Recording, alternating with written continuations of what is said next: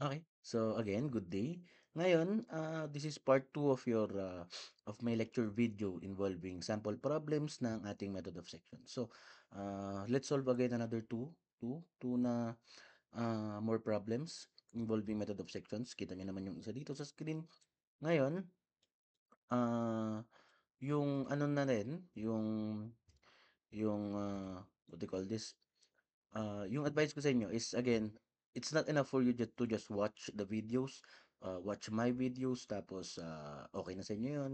No, the best way to review again pa rin, lalo na sa upcoming quizzes and upcoming exams ninyo, is that you try to do it on your own. Look for problems on the books or a problem, or look for books or references.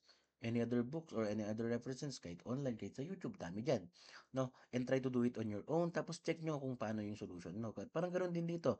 Gawin natin, solve ko, pero I think try nyo na bago ko i-solve or bago nyo panoorin yung solution ko. Just try to answer it on your own. Tapos check nyo. No? Kung na-stuck kayo, look, saka nyo i-play yung video. Okay. So dito, you can see on the problem on the screen. You can, sabi niya dito, determine, or sorry, sabi niya, determine the force acting on member CE, CF, and BD. Tapos indicate if it's tension and compression. So basic naman na yun, no? Ngayon, kung papansinin mo, let's just mark what are those members. Eto, okay, wait lang. Let's put a line here. Eto, tama, CF, no? CE, tapos CF, tapos BD. Okay. So if that's the members that I need to solve, baka pwedeng isang cut na lang, no, para minsanan na lang. So that cut would look like this. Tama ba? Or teka, mas maganda kung oops. Hmm.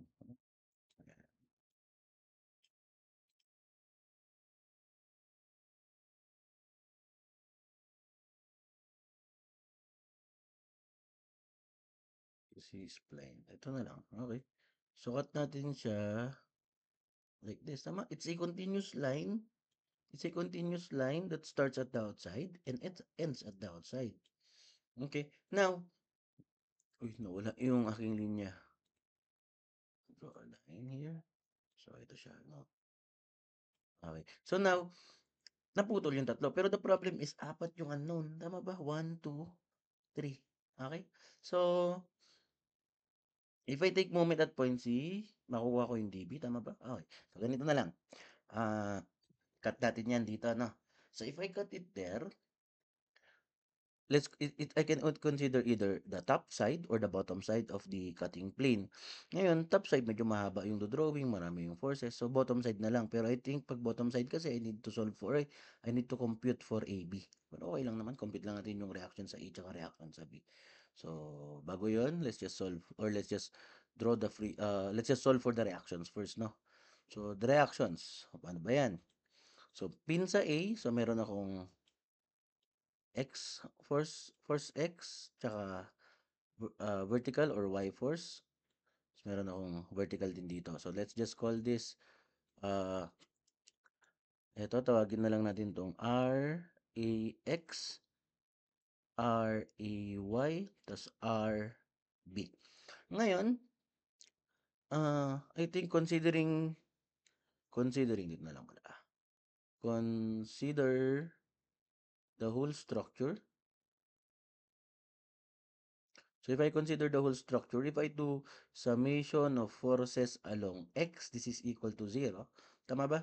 I will get RAX negative kasi I assume it's going to the left plus, ito na, itong tatlong to, 40, 40, and 40, tapos may 20 pa doon. Tama, tasan natin para kita lahat. So I have 40 plus 40 plus 40 plus 20. Tama? So 1, 2, 3, 4 na forces. Tama? Okay. So this is equal to 0. So if I have that, 1, 2, 3, 4, I will get that. I will just easily say or solve that RAX is equal to 100. Tama ba? 4, 120, 140 kilonewton. And this is positive. So this is my assumption that's going to the left is correct. So going to the left. Okay. Yun lang yun. no? So ngayon, summation of forces along Y, wala pa akong makukuha. So I think it's better for me to do summation of moment at ano ba? A. Pwede naman sa A. Summation of moment at point A, this is equal to 0. Okay, so isa-isahin lang natin. RB, it rotates counterclockwise. So RB, wait lang, bakit nga pala red? Gawin natin black. Tapos palitin natin. Okay, RB multiplied by, so negative to, no? Counterclockwise, multiplied by, this is, sabi niya, 5 at 3. So, ibig sabihin, ito ay 3, 3, 3 meters, 3 meters, and 3 meters. So, limang 3. So, this is multiplied by 3 meters, kasi isang span yan. So, 3 multiplied by RB. So, that's negative. Okay. So, unahin natin itong mga 40. So, etong 40 na to, clockwise, clockwise, clockwise. Itong 20 na rin, clockwise. Okay. So, yun na muna. So, plus 40 times 4. Tama, ito, the bottom 40. 4 yung kanyang vertical distance. So, plus another 40 times 8 plus another 40 times 12. Tama ba? Tapos meron pa. Plus 20 times 16. Okay? So, this is 20, 16. So, positive yan lahat. Lagay ko dito sa babaeng ko tuloy na para magkasya. Etong 12, pagka titignan mo sa point A, that is counterclockwise. Ito ulit na pangalawang 12, counterclockwise. Etong 12 na to, yung dire-diretso yan, if you extend it, 0 yan. So, wala na yan. This 12 here has no moment arm at point A.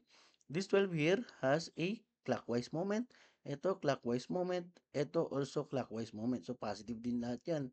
So, ibig sabihin, etong dalawa, negative. Etong tatlo, these two here, positive moment. Ito, 0. Etong tatlong to, no, they are all counterclockwise. So, negative yan. So, ibig sabihin, isa-isahin na lang natin ulit. Plus, tama, positive to. Nawala ako. Negative. So, negative 12 times 6. Tama, ito siya.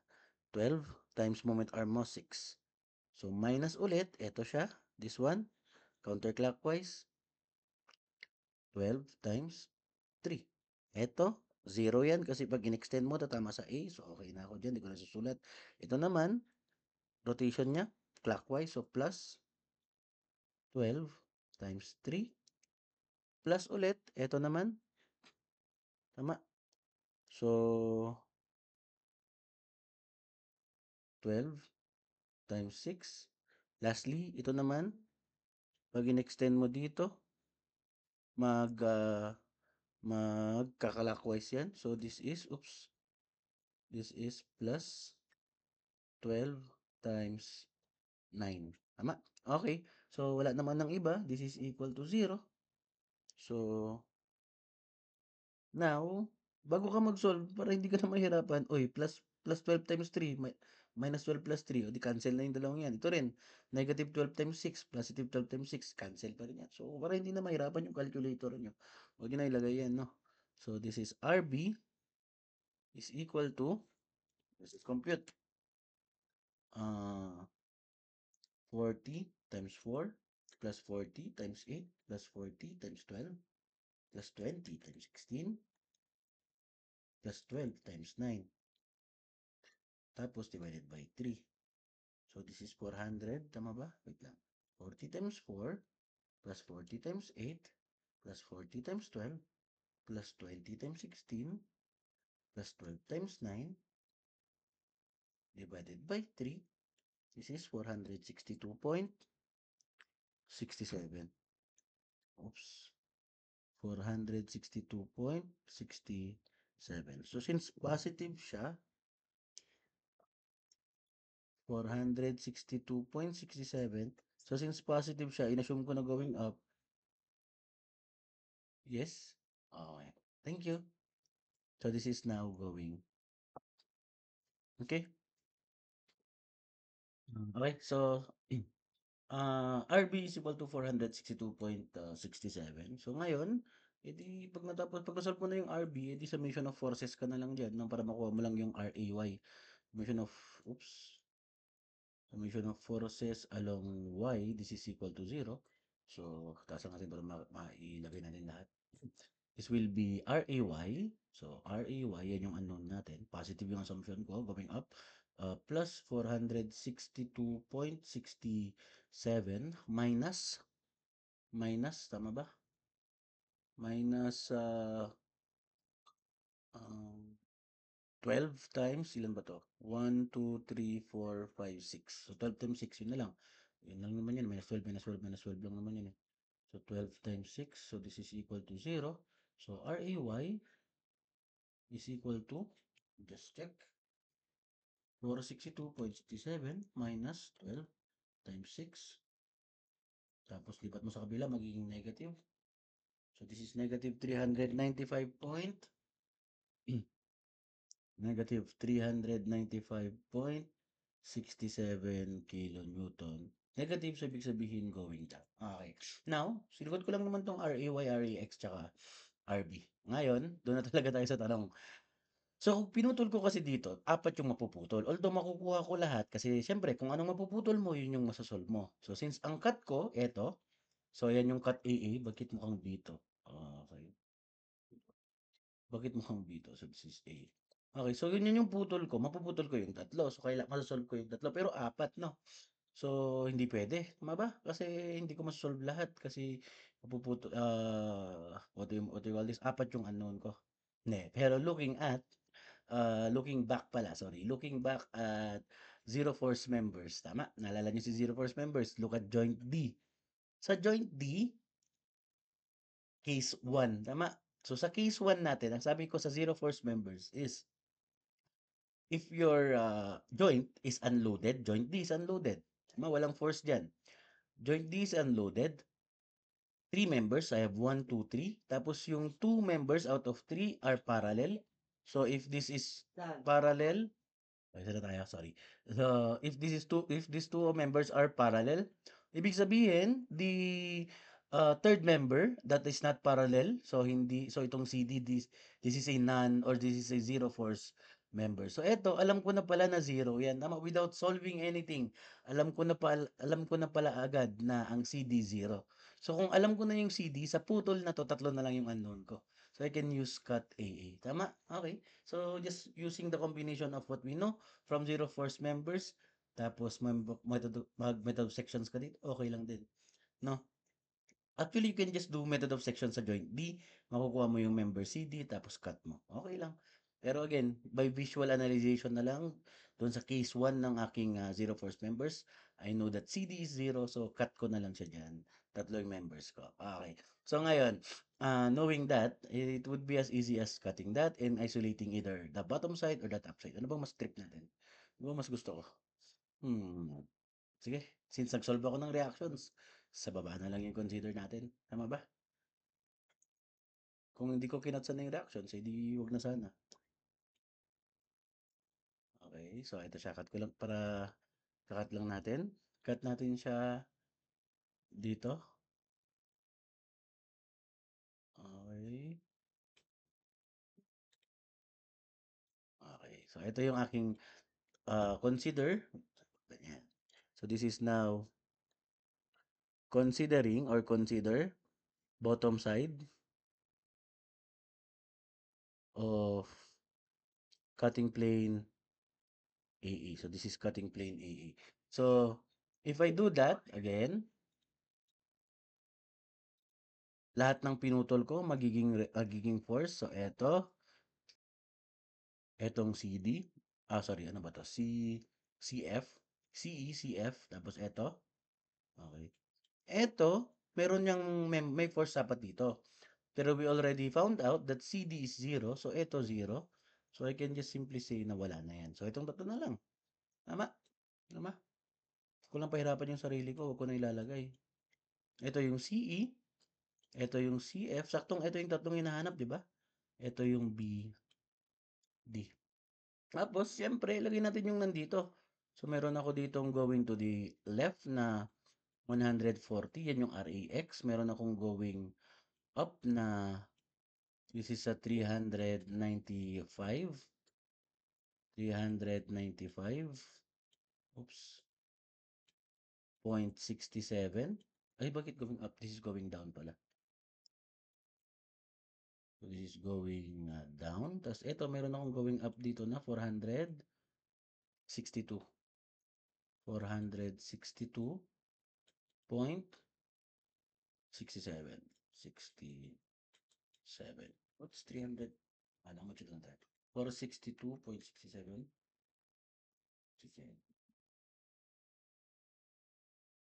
Minus 395.67. That's 67.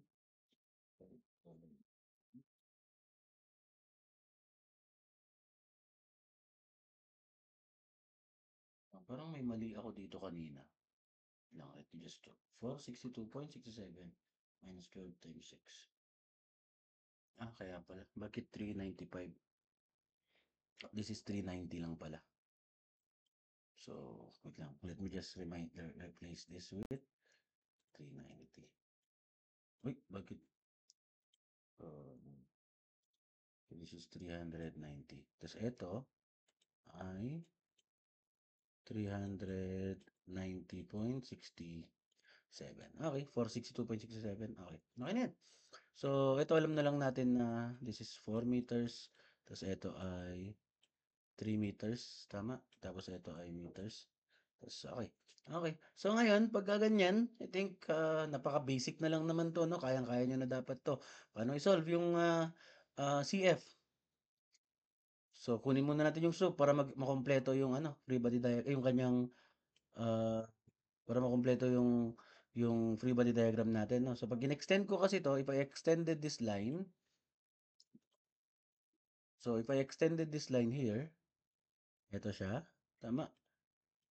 So, magkakaroon tayo ng slope na 3 ang horizontal, 4 ang vertical. So, 3 ang horizontal, 4 ang vertical. So, ay, matik, 3, 4, 5. Okay? So, if I do summation or of forces, so summation of forces along x, this is equal to 0. You will get that, you will have CF multiplied by 3 times 5, or 3 over 5, tama ba? Positive kasi going to the right, minus 140, this is equal to 0. Wala naman na. Tama, yan lang. So, this is equal to 0. So, therefore, CF is equal to, napakadali. Kahit taas or baba ang consider nyo, parehas lang naman yan, di ba? This is 233.33. So, this is 233.33 kilonewton. Positive yung nakuha ko, so therefore, tension. Okay, that's answer for one member. Tama, ito siya, CF. Okay, so now, knowing CF, I think the best way to do it is to just to solve for, I think, either C or BD. So, unahin natin yung BD.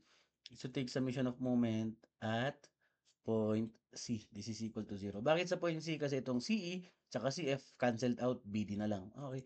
So, if that's the case, it would be BD. BD multiplied by, ano ba to? BD is counterclockwise, sorry, negative. So, BD multiplied by 3 plus, sorry, minus din.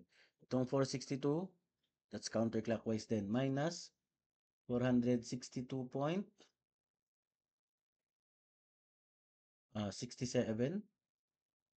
multiplied by another 3.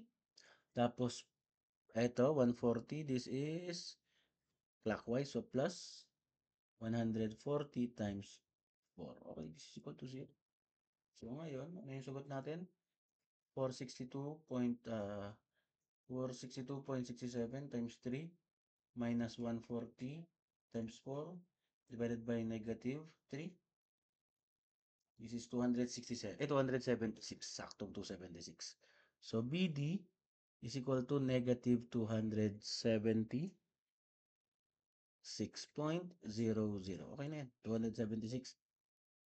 So, this is kilonewton. Since negative yan, therefore, it is under compression. Okay, now this is answer for the second member. Last, isa na lang, C. Hindi napakasimple ulit. Summation of forces along Y, this is equal to 0. Tama, paulit-ulit. No? Walang bago dun. So if I do summation of forces along y, this is equal to 0, I will have pala, sorry, ano ba? 400, sorry, saan tayo? 200, yun na lang muna pala. So I will have CE, okay, positive kasi going up, plus 462.67 minus 390.67 plus, tama, plus BD, which is negative 276 plus, meron akong CF na going up, 233.33, move lang din yung konti,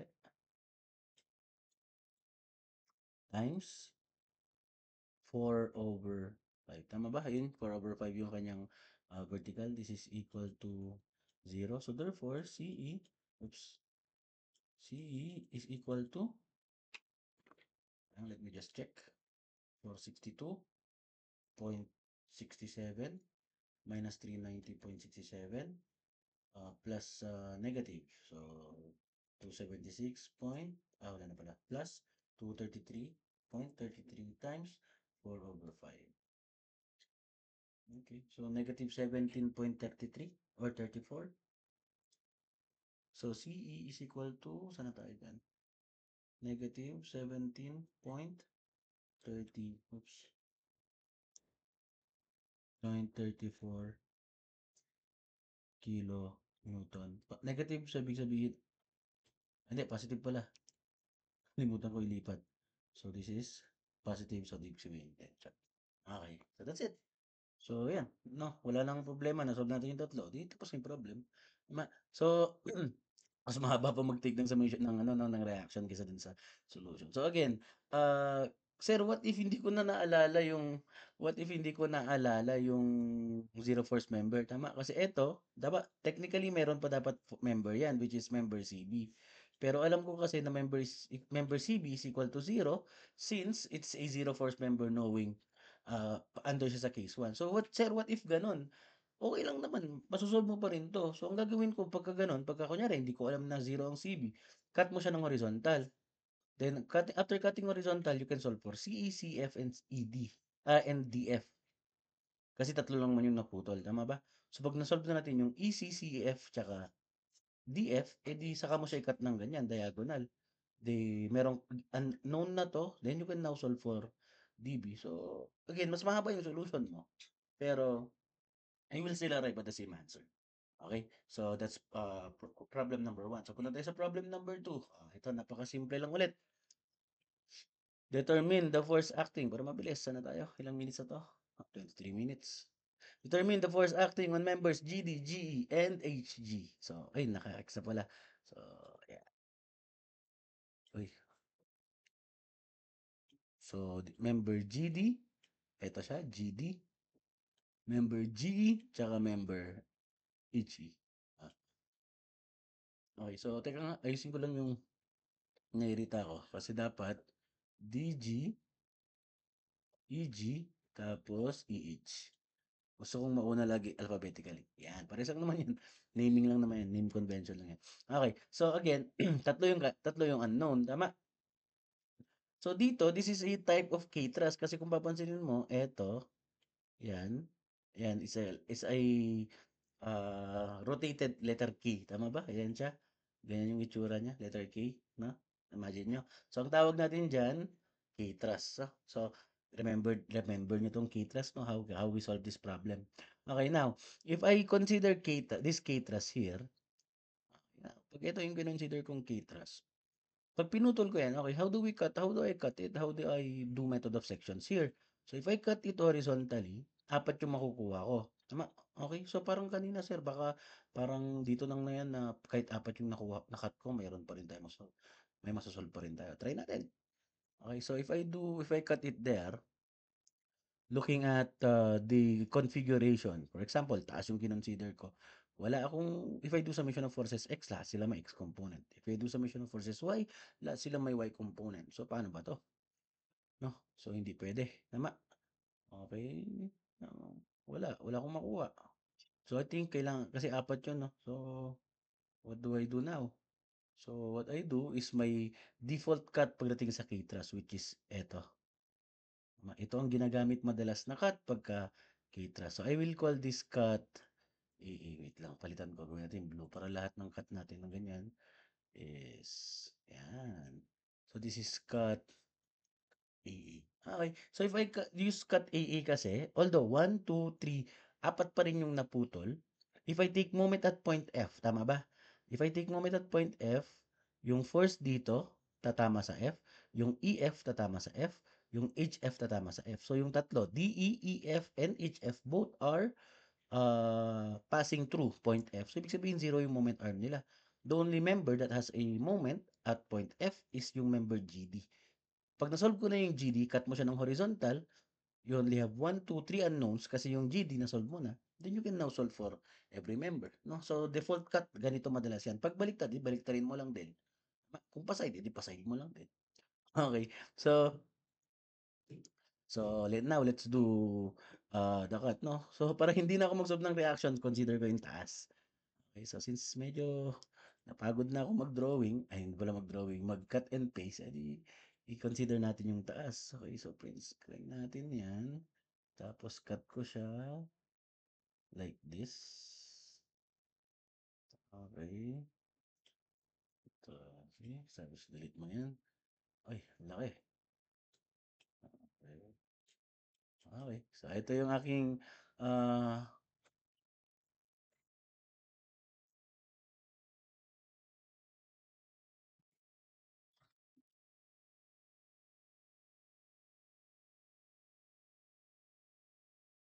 so we say cut or sorry, consider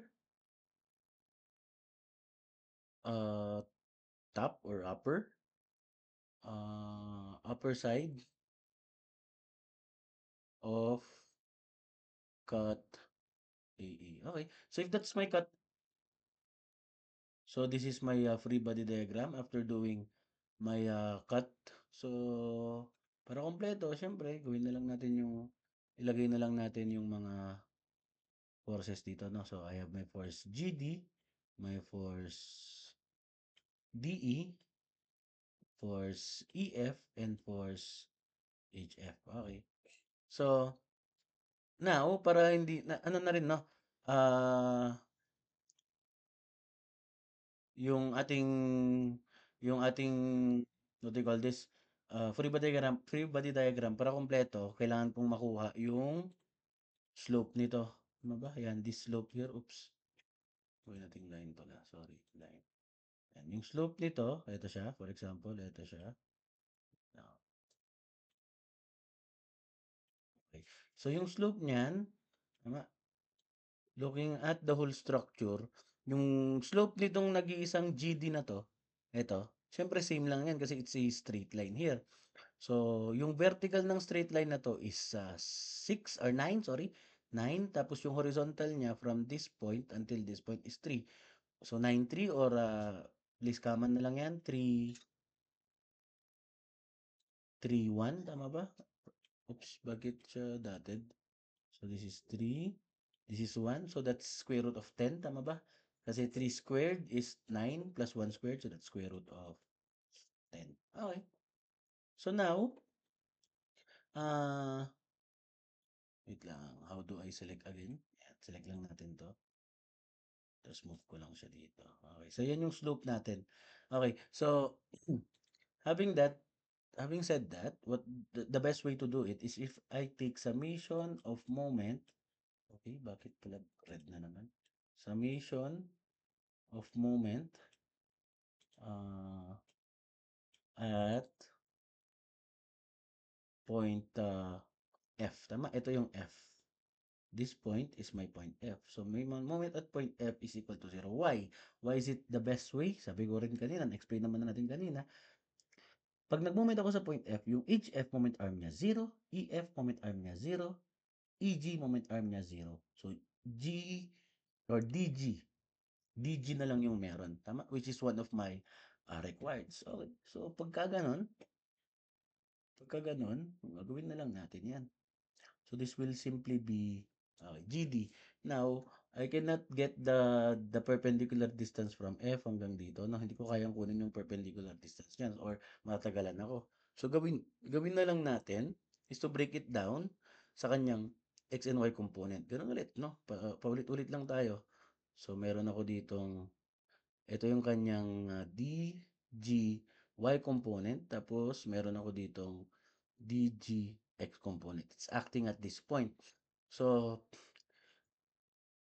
kung titignan mo, yung DGY siya lang yung may moment arm. Kasi ang DGX, pag in-extend mo ulit, dun siya magtatama. Okay? So, summation of moment at point, summation of moment at point F. So, we will have DGY, which is DG.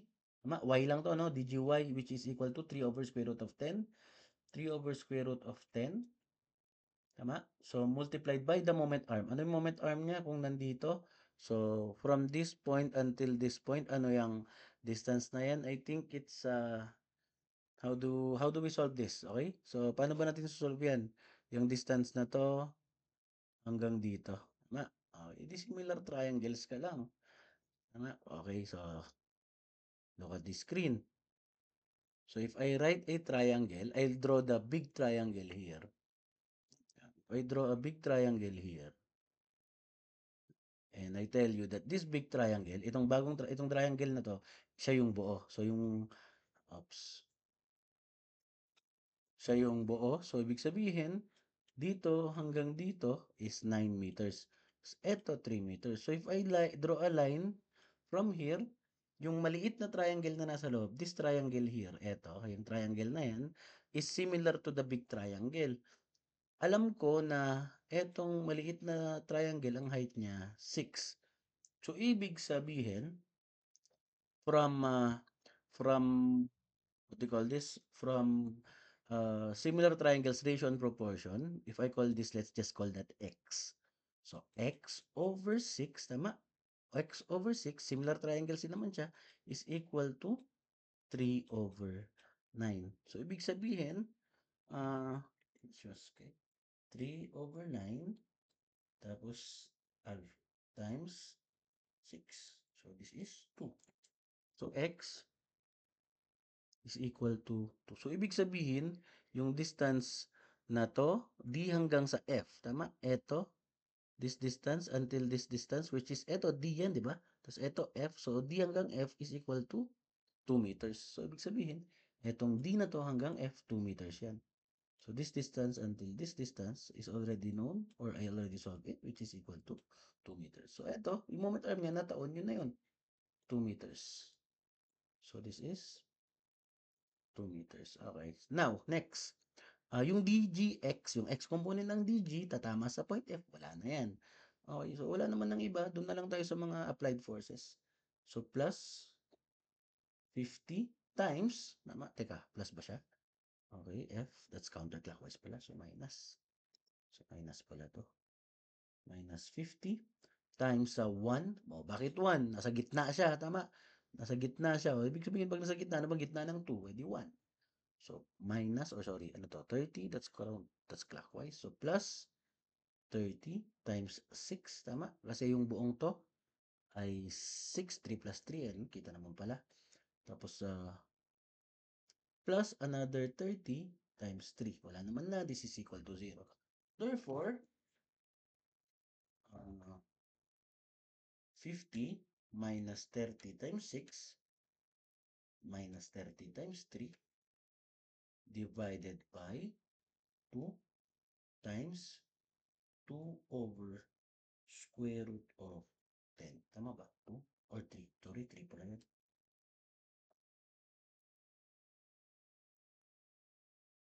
So, this is negative. So, DG is found out to be negative 115.95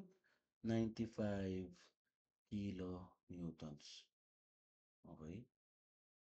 So, ibig sabihin, since negative yung nakuha mo, therefore, this is under compression. Okay, so hindi puwedeng walang compression 'no, kahit sa anong problem or hindi puwedeng walang, denotion kung compression or tension sa kahit anong problem. Okay, now after solving DG, eto yung DG. So after solving DG, o 'di puwede ko nang i-solve yung GH tsaka HG. So cut natin siya dito, tama ba? So that will be our cut. So wait lang, gawin natin ibang kulay. So ayan. So ito na yung bago nating cut. So this is my cut B. So if I consider cut BB, so upper side na lang din ulit yung consider natin, no?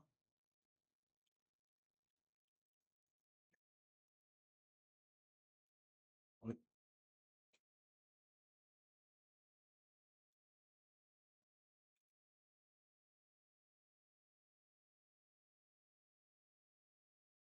So ito yung cut BB, tama? So considering upper side ng cut BB, so ito siya. So ngayon, etong member na to,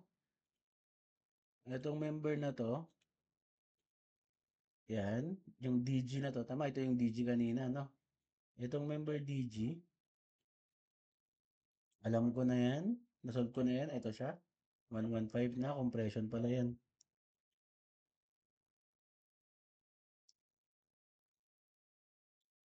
Compression. So ito, assume ko na lang din na tension. Assume ko na lang din na tension. Okay. So, pag kinat mo siya dito, tama? So, eto, anong mataba ata para makita.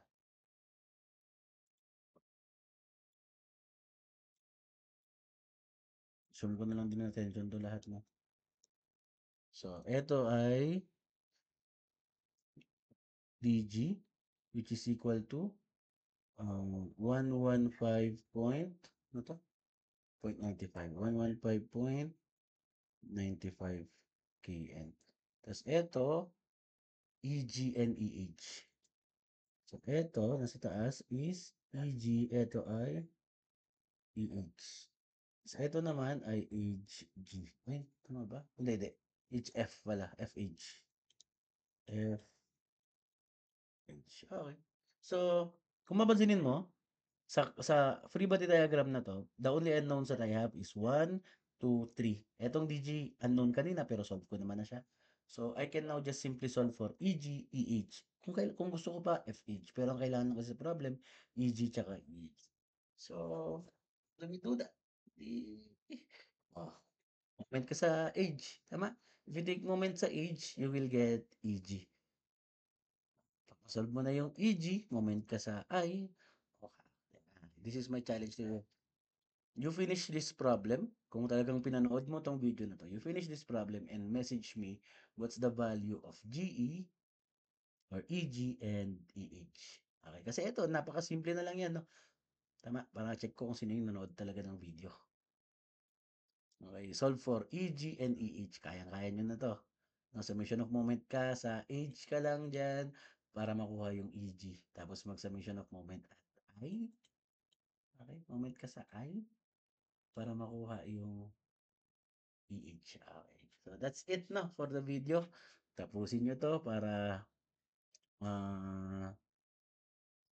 para or they call this you finish the problem. Tapos let me know kung anong sagot. Message nyo ako para alam ko kung sino yung nanonood ng video. Para ano. Okay? So I hope you guys understood. Again, if you have any question, just message me or call me or ask me kasi yun nga, I'm willing to help naman. Tapos, ano pa yun? Wala na, yun na lang. So, yun. For, what do you call this? Some problems aside from this, no? Kasi, marami pang problems, no? Kasi itong mga to, nakuha ko lang naman sa libro to, nakuha ko lang naman sa references. Kaya, so, make sure na you make sure that you understand method of sections, especially yun din sa method of joints, para mas madalian kayo, lalo na sa exam ninyo. Okay? So, I hope everyone is well. So, see you tomorrow. Tama ba? Okay, see you tomorrow. Goodbye, guys.